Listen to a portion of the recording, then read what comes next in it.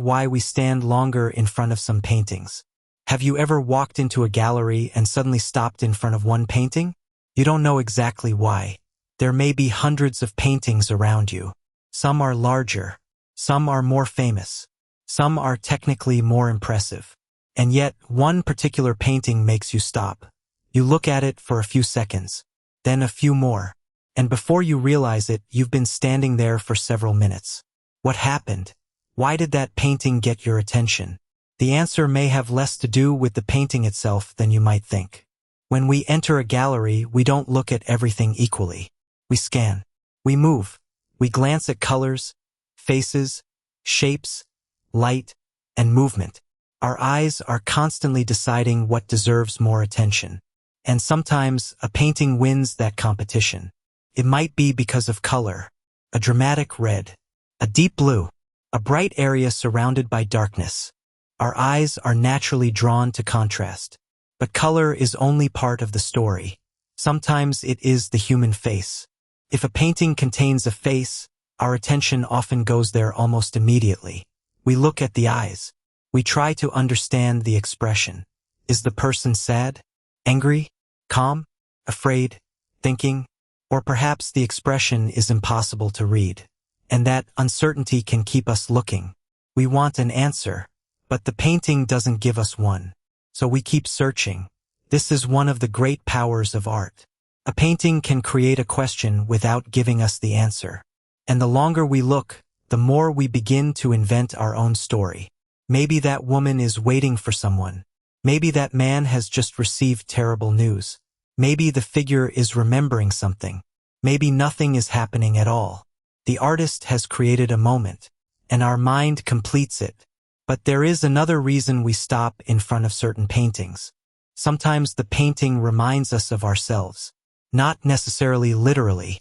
It might remind us of a place we once lived, a person we once loved, a moment from childhood, a particular season, a feeling we haven't experienced in years.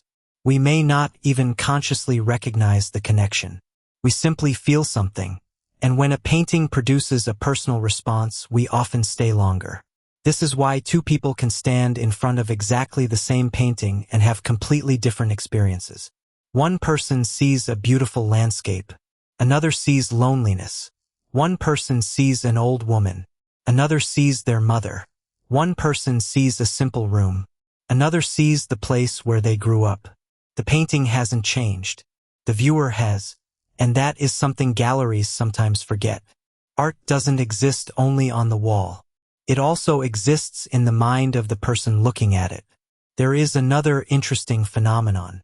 Sometimes we stop because a painting makes us uncomfortable. We might not like it. We might even dislike it. But we cannot easily walk away. Why? Because our brain wants to understand what it is seeing. A disturbing image can hold our attention just as strongly as a beautiful one. Perhaps the artist has created something strange. Perhaps the proportions are unusual. Perhaps the subject is difficult. Perhaps the painting challenges something we believe. And suddenly we are no longer simply looking. We are trying to solve it. This is why some of the most memorable artworks aren't necessarily the prettiest. They stay in our minds because they create tension. They leave something unresolved. They make us ask questions. And sometimes we stand longer in front of a painting because everyone else is standing there. This is something we rarely admit. Look at a gallery crowded around one artwork.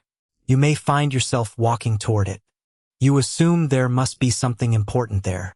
Maybe it is a masterpiece. Maybe it is famous. Maybe everyone knows something you don't know. So you look too.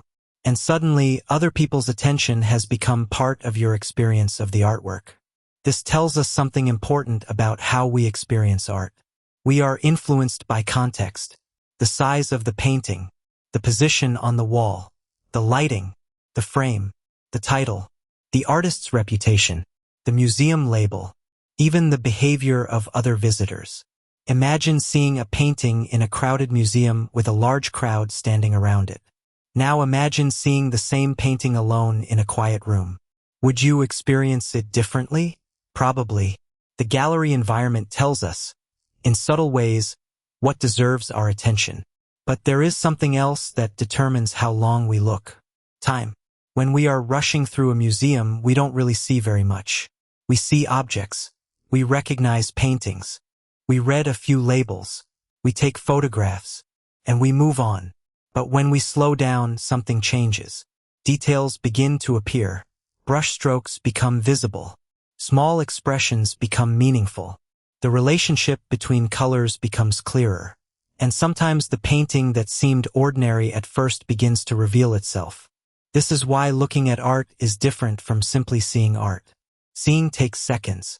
Looking takes time. And really seeing may take even longer. So the next time you visit a gallery, try something different.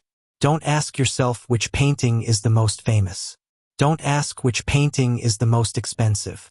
Don't even ask which painting you are supposed to like. Instead, notice which painting makes you stop. Then stay there. Give it another minute. Look at the details. Look at the edges. Look at the background. Look at the faces. Look at what the artist chose not to show you. And then ask yourself one simple question. Why am I still standing here?